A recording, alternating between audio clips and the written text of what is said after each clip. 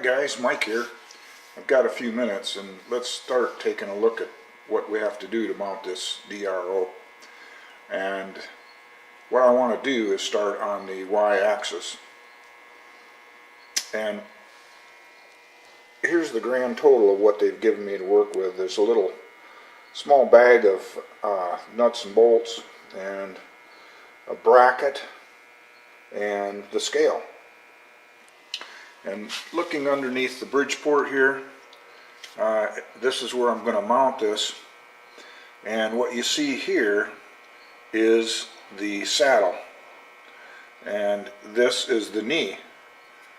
And the saddle moves back and forth on the knee. So you might say the knee is the fixed and the saddle is the movable portion, which basically represents the Y movement.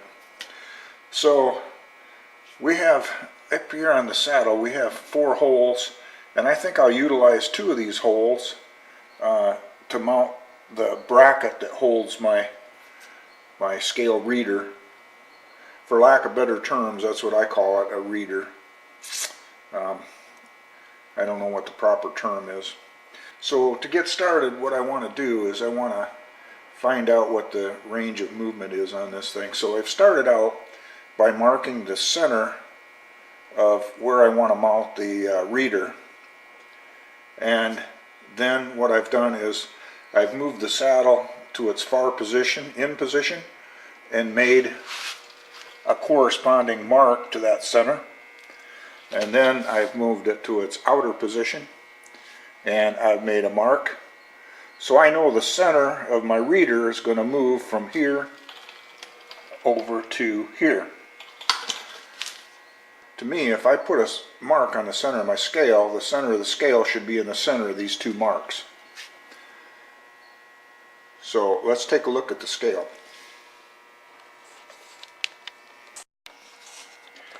And now I've got the center marks on my scale and on my knee.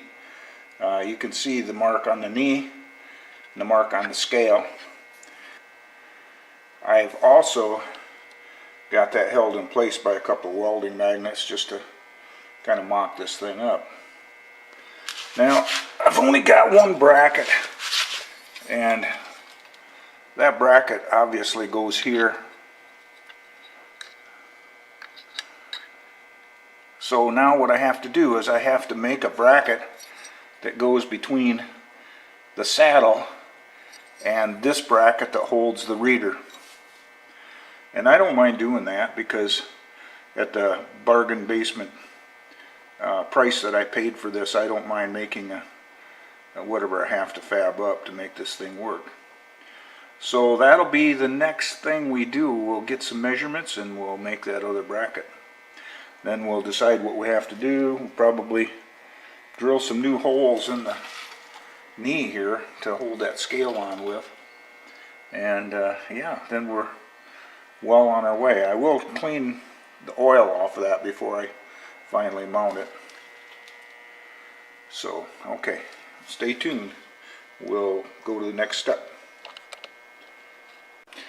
Alright, now what I've done is I've centered my scale marks with my knee mark, and then I've leveled the scale out with the top of the knee as well as I could, just with a scale, my 6-inch scale.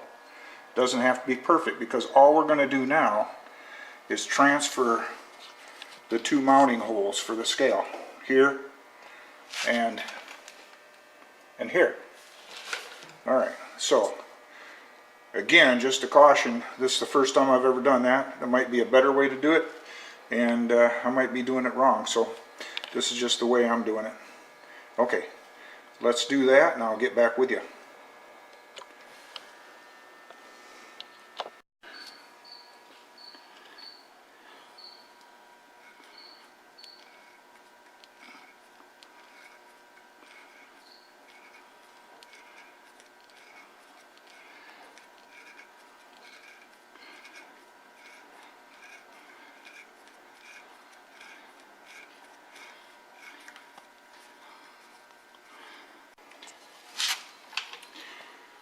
Okay, here's my first pass on seeing how parallel to the table this is. Excuse me for the bobbing camera, but I'm doing this by hand. Okay, doesn't appear to be too bad.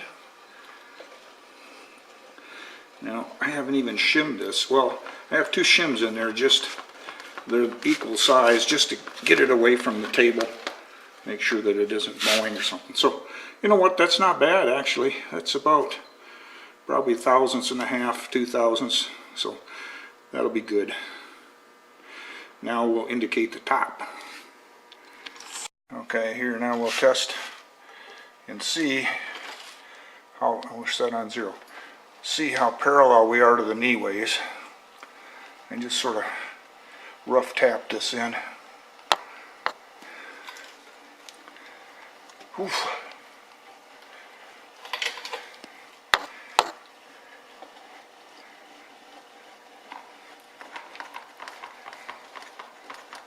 Okay.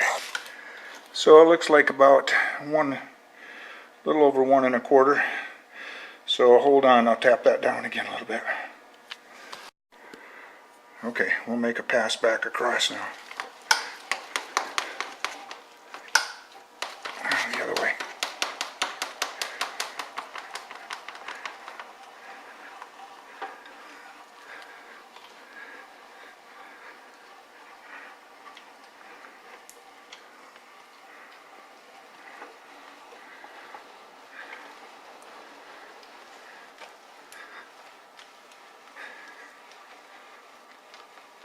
Okay, what do we got? We got 0.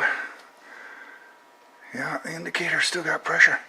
Alright, that's pretty good right there. I'll check the top again and snug the screws up again and call this scale good. We got to mount the guard yet though. Alright, so we've got this all lined up now, and now what we have to do is we have to make a bracket that bolts on here, comes down and joins onto this guy. So once we do that, we make that bracket and then we mount the guard, then the y-axis will be done. Alright, I'm going to take a break now and get a cup of coffee, and I'll be back in about 30 minutes, which will be about probably 1.5 seconds your time. Alright, catch you in a sec.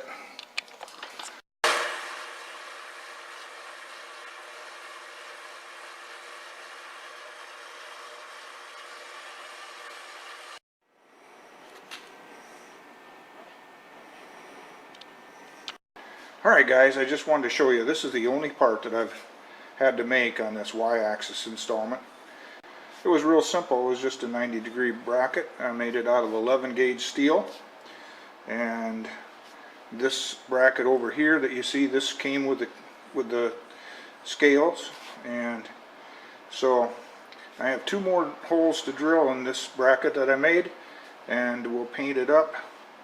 Then we'll figure out what we want to do to get the guard on, and then the Y should be done. So give me a sec, I'll get back with you here. We've got the bracket on the Y scale, so I put some power on it and just see if it'll move.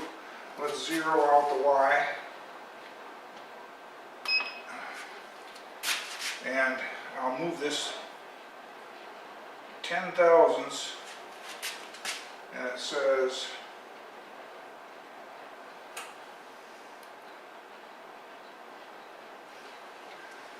25.5. Okay, so this is no doubt set on metric, because 10 thousandths imperial on my dial is giving me a reading of 0.255 on the readout, so I think the conversion factor is 25.4, so that's close enough. So it looks like we've got a good job on our y-axis. Now we'll move on to our x-axis. I would like to show you here this little red piece of plastic in here. It comes shipped with that piece of plastic in there, and it serves 2 functions. One, it keeps it from rattling around in shipping, but also when you get this mounted and lined up, it also is used to check. It should slide freely in and out when everything's lined up. So this is an important piece, and you can use it to your advantage.